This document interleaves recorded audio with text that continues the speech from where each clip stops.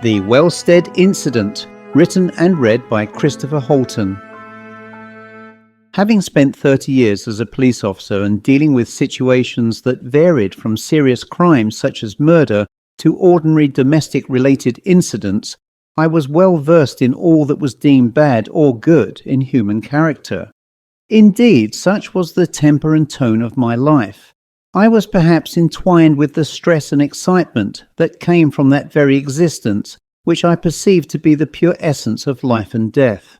So retirement from all of this became a cut-off point from all that I knew to be normal in my life, and I was ill-accustomed to a more sedentary lifestyle.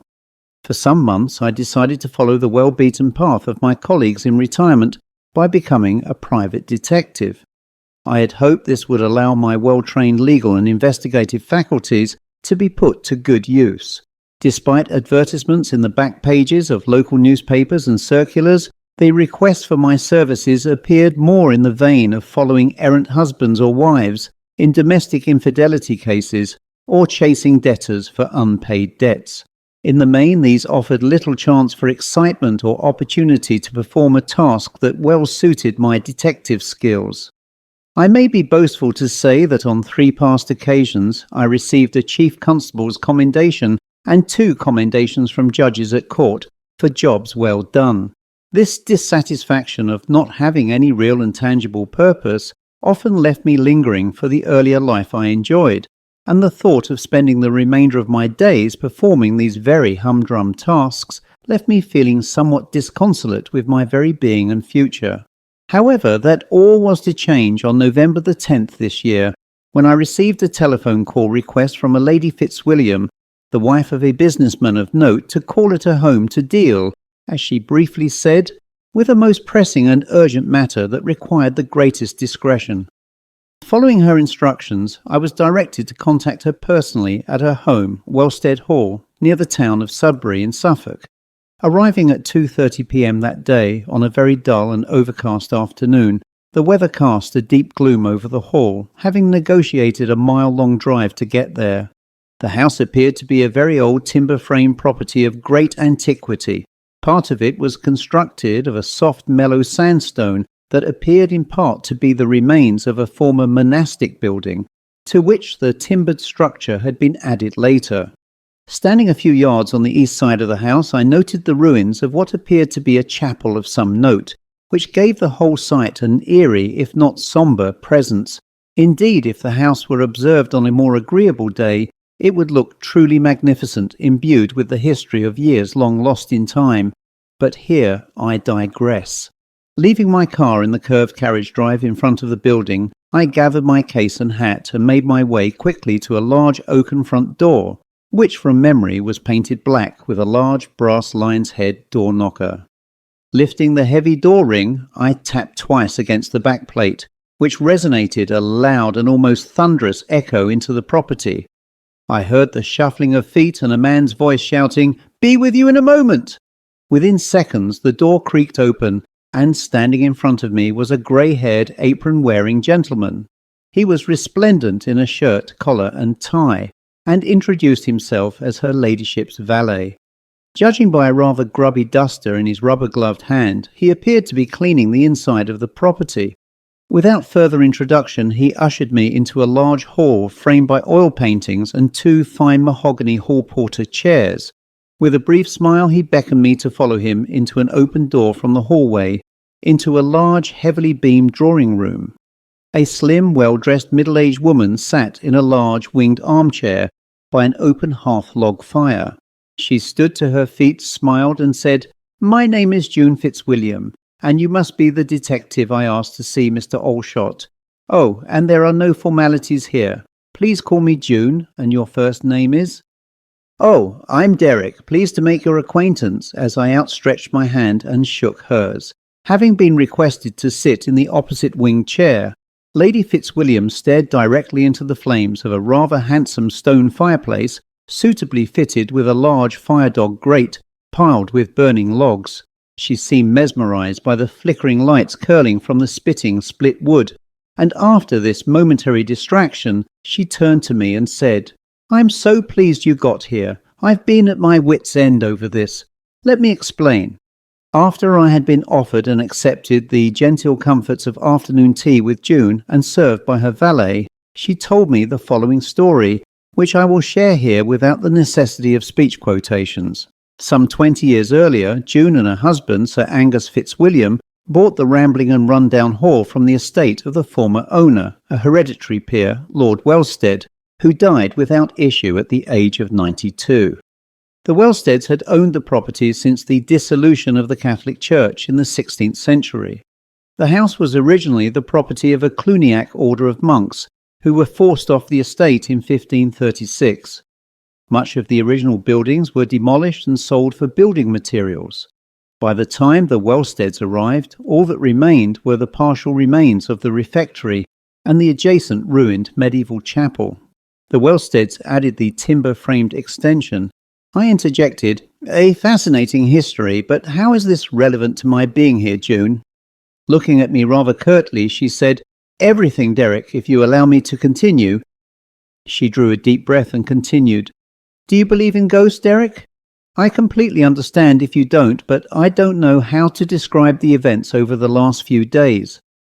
I replied that although I didn't believe, I was at least open-minded to the possibility and experience of such an event. "Well," she added, looking relieved, "it started 3 nights ago. 3 nights ago at 11 p.m. I was reading in this room. I heard the door knocker, but I went alone to answer as Charles had already retired for the night. Upon opening, there was no trace of anyone being there. As there was a breeze, I assumed that it may have been that which caused it. But honestly, in all the years I've lived there, it has never happened before. But one has to be reasonable and logical about such matters, so I put it all down to that." Stopping briefly to sip her favourite Earl Grey tea from an elegant Minton breakfast cup and saucer, she added, "The following night I was again here in this room at the same time when the door knocker went again. Just one loud rap. At this time Charles was in the kitchen, and he went to answer the door. Again there was nobody there, and no wind or breeze this time. Charles went outside with a torch and thought he saw someone walking into the church ruins next door. But again nobody was found. On both occasions I informed the police, but by the time they arrived, whoever or whatever called at my home had obviously long gone by then. Last night was even stranger than the last. Charles was with me again in this room in case the mystery caller arrived at the same time. Sure enough, the door knocker rang, and we rushed straight to the door. This time I too saw someone or something heading to the ruins, but as it was raining hard, I couldn't see who it was. All I can say is that it looked like a man by size and height. Again the police were called, and the grounds and ruins were searched, but nothing at all." She paused and said, "Here is why it was still stranger. When it rains, callers arriving on foot at the door leave wet footprints as the ground there is dry due to the porch, and yet there were none. And when the police called, their footprints were quite self-evident in the rain after they had left." She then got up, took a postcard from the mantelpiece and said, "This morning in the post I received this card from my husband sent a few days ago stating that he was hopeful of returning tonight. The card was depicting Monaco in the south of the country, and I knew he would probably sail to return via Marseille as he hates flying. But knowing the troubling weather we've been experiencing over the last few days, I realised that there was no guarantee of him getting here in time, so I've called you in to help." And with a soft but hesitant smile she continued, "Well, if you could, and I will reward you handsomely for your trouble." "Well, I am more than happy to assist, but why not call in the police again?" I answered. She pointed out that each time the police responded, it was at least half an hour after the event. To resolve this, she wanted me to sit outside in my car to catch the caller as he arrived. She added that should her husband return in time, he would join me. Having agreed on a fee for my troubles, I arranged with her to return at 10 p.m. that evening and would remain hidden from view in my car on the driveway. Hopefully, then this mystery could be explained. Later that evening, I returned as agreed and parked my car to afford a discreet view of the front of the house. It was poorly illuminated as there was no outside lighting and just minimal light from the corners of the curtains downstairs. Fortunately, though, it was close to a full moon, and there were no clouds in the night sky. After calling first at the house, I returned to my car and remained partially hidden from view in the back seat. After what seemed an eternity, but in fact was no more than an hour, I saw a solitary figure of a man walk to the front door and knock once. I immediately opened the rear door and clambered out, but the man had gone. The best I could describe was a short, stockily built man wearing a raincoat and belt. I went to where I saw him and looked in either direction. He was nowhere in view that I could see, and so I stood quietly still, hoping that I may hear something of his presence. In the far distance and towards the old chapel ruins, I heard very faintly the sound of someone walking, but saw no light of a flashlight or similar. Certain that this was indeed the mysterious caller, I quietly but as quickly as possible walked to where he was heading. Just barely discernible in the gloom, I saw him enter the main chancel of the ruined building. I headed over to him and nervously challenged him. He turned around slowly and stood facing me by a few feet as I shone the light into his face. He raised his arms and snapped, "You can put that light away from me. I'm the owner of this property, so who the hell do you think you are?" The large frame photograph I had seen inside the house clearly showed that the man was Sir Angus Fitzwilliam. I quickly apologized and, feeling more relaxed, explained why I was there. He smiled reassuringly and said, "Oh, I perfectly understand. Poor June does get rather jittery when I am away." He explained that he had just returned from his trip abroad and thought he had seen someone among the ruins, so he went to investigate. He added that he liked to wander the ruins alone to appreciate the quiet and tranquility, especially after being away on a hectic business schedule. He claimed the place was haunted and asked whether I believed in ghosts. I told him what I said to his wife, that I am open-minded on such matters, although I personally have never seen a ghost. He laughed and said, "Well, sometimes we may meet a ghost and never know it." He struck me as a kindly and congenial character, and we sat down on a ruined stone wall where he spoke about his life and hopes for the future.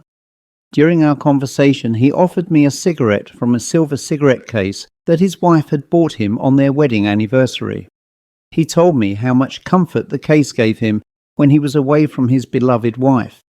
He then strangely became quieter and more sullen at the mention of June, said that he needed to be alone now for a short while, and asked that I go to the house to assure his wife that he was safe and had now returned.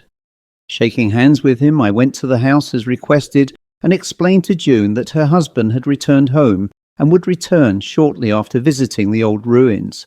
She was visibly excited and pleased that he had returned safely, so she asked her valet to prepare sandwiches for him and me. We had both barely sat down when the door rapped again.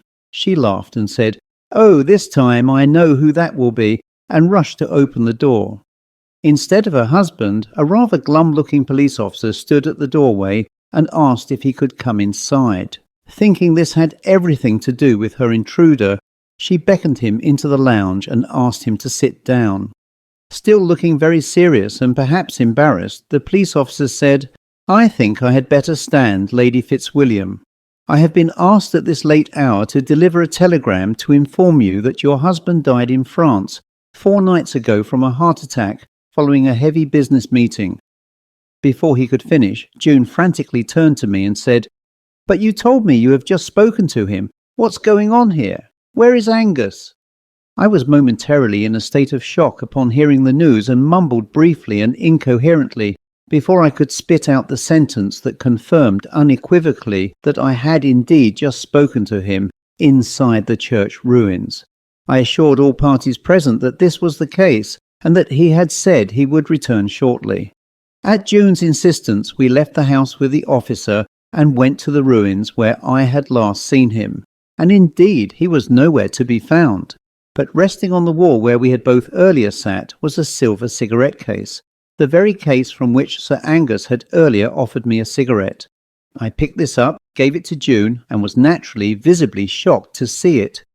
Very nervously, she fumbled to open the lid clasp, which revealed within an engraving bearing the words, "To my dearest Angus, love June." She then burst into tears and was inconsolable with grief, but found the strength to ask the police officer, "Please tell me, what time did Angus die? Does it say?" Looking back at the telegram, the officer replied, "Why, it says 11 p.m.